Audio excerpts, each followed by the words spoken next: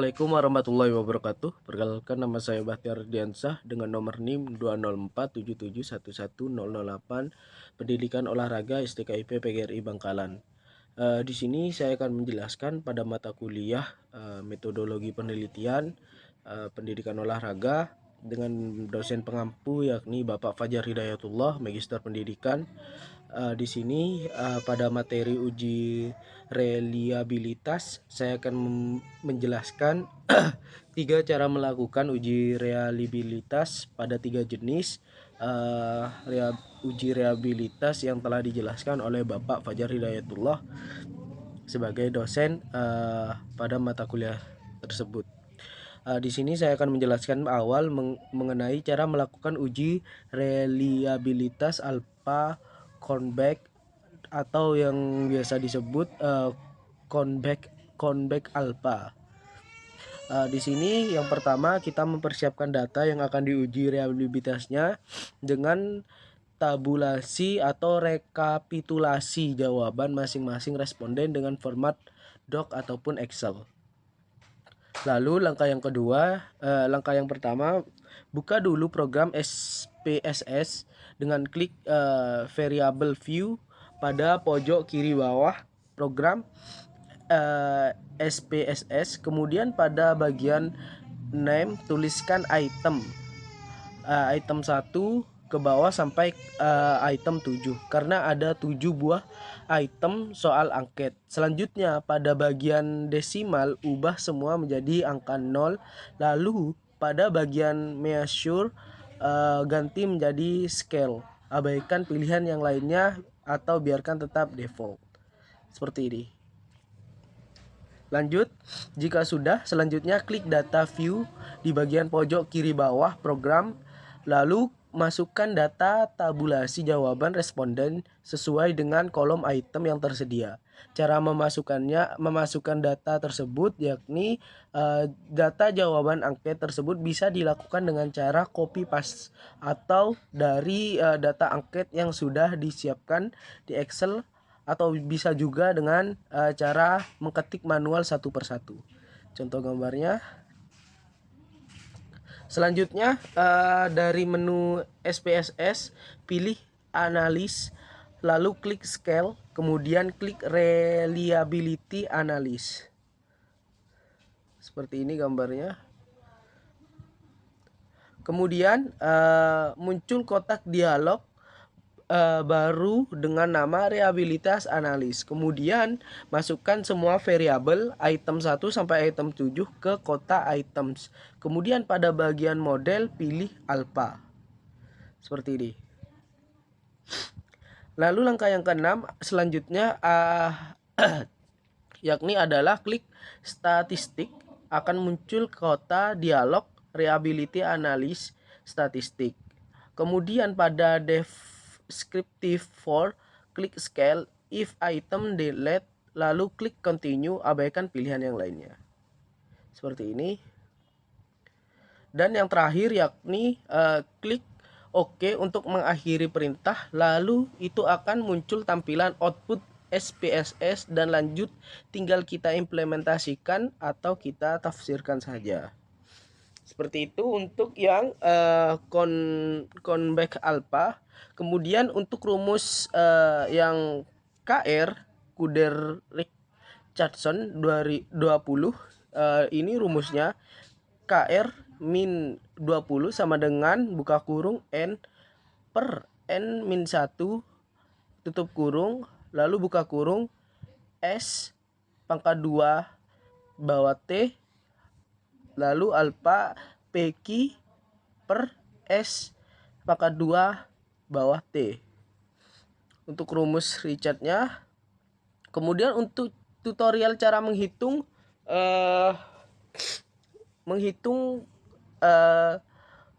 Kuder-Richardson yakni 20, langsung saja kita mulai perhitungannya.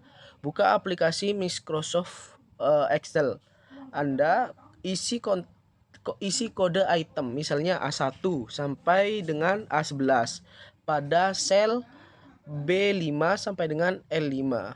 Artinya Anda memiliki 11 item soal. lalu isi A6 sampai dengan A17 dengan angka berurutan dari 1 sampai 12. Artinya ada 12 orang yang dijadikan sampel. Isikan jawaban pada kolom B6 sampai dengan L17. Jawabannya berupa angka 0 sampai 1.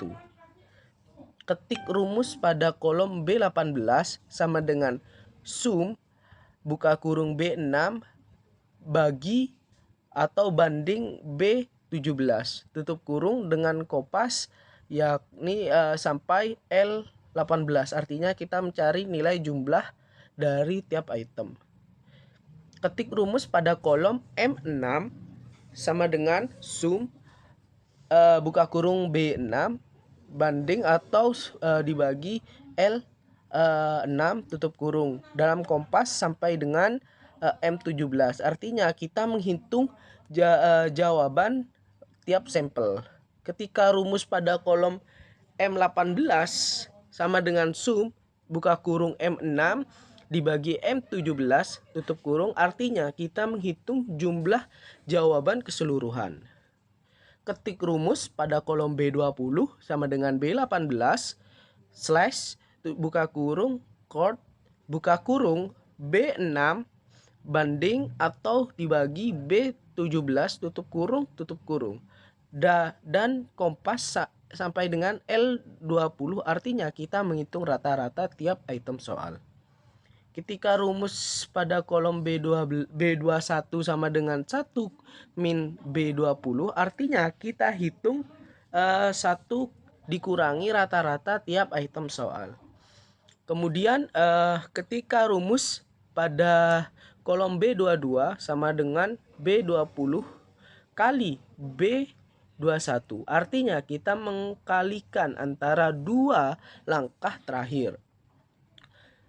Ketika ketik rumus pada kolom B24 sama dengan konta buka kurung B5 dibanding atau dibagi L5 tutup kurung, artinya kita menghitung beberapa sampel yang akan kita gunakan. Ketik rumus pada kolom B25 sama dengan sum buka kurung B22 banding atau dibagi L22 tutup kurung, artinya kita menghitung jumlah semua dari langkah 10. Ketik rumus pada kolom B26 lalu sama dengan var dot p buka kurung M6 dibanding atau dibagi M17, artinya kita menghitung varians populasi pada jumlah jawaban setiap sampel. Ketik rumus pada kolom B27 sama dengan AIFERAGE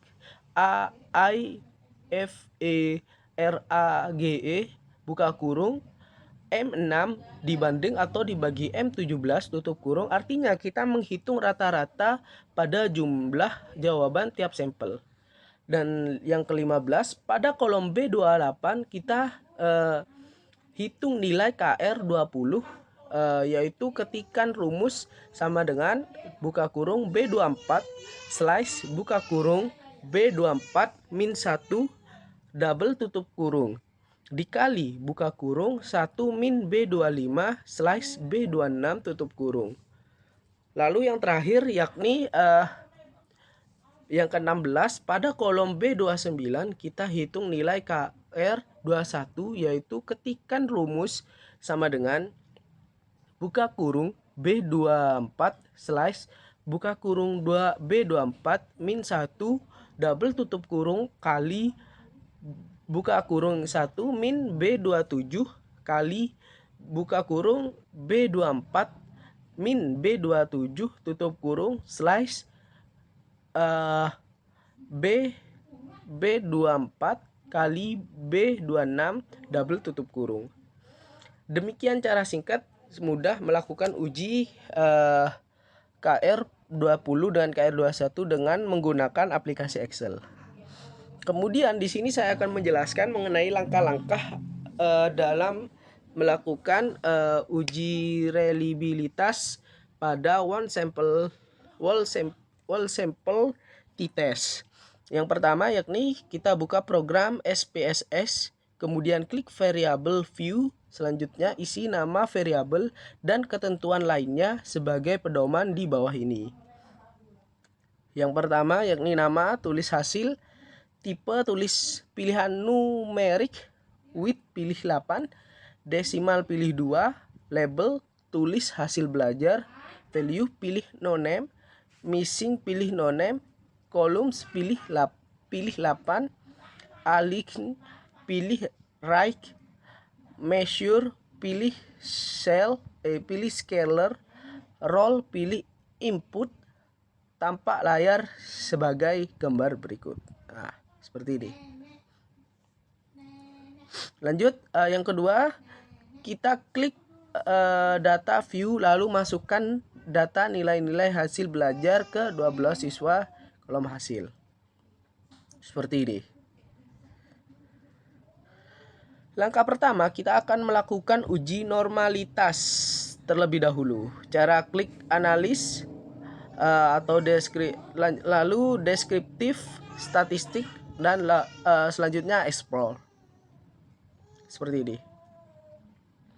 Lalu muncul kotak dialog explore, kemudian masukkan variabel hasil belajar ke kotak dependent list, lalu klik plots. Seperti ini. Kemudian muncul kotak dialog explore plots, lalu berikan tanda centang atau V pada normalitas plot with test, kemudian klik continue dan OK. Gambarnya. Selanjutnya pilih pada output test of normality. Nah, keputusan uji normalitas berdasarkan output di atas diperoleh dari nilai Shapiro-Wills sebesar 0,368 lebih besar dari 0,05, sehingga dapat disimpulkan bahwa hasil belajar siswa itu berkontribusi normal. Dengan demikian asumsi normalitas dalam uji one sample test sudah terpenuhi. Selanjutnya kita akan melakukan uji one sample test. Cara klik analis lalu compartments one sample test. Maka muncul dialog one sample test. Selanjutnya masukkan variabel hasil tes, hasil kotak tes variabel S pada bagian test value ketika 75, sebab penelitian ini membandingkan nilai rata-rata belajar siswa. Seperti ini. Terakhir kita klik OK, maka akan muncul output t-test, interpretasi output SP uji one sample t-test. Seperti itu. Nah, maka tabel one t-space di atas menunjukkan nilai statistik deskripsi, yaitu N sama dengan 12, artinya jumlah sampel dipakai adalah 12 orang siswa, means sama dengan 78,1083, artinya nilai rata-rata hitung adalah 78,1083. Deviation atau simpangan baku adalah sebesar 3,5555463 dan STD error means adalah sebesar 1,02613. Berdasarkan sampel tersebut, di atas diketahui nilai T atau terhitung adalah sebesar 3,029. Nilai DF, degree of freedom atau derajat kebesaran adalah 11. Nilai SIG 2 buka kurung 2 min Taylor tutup kurung atau nilai signifikasi dalam uji dua sisi sebesar 0,011. Mungkin hanya itu saja yang dapat saya sampaikan mengenai cara melakukan uji reliabilitas pada 3 jenis yang ditugaskan pada mata kuliah metodologi penelitian. Kurang lebihnya saya mohon maaf. Terima kasih banyak. Wassalamualaikum warahmatullahi wabarakatuh.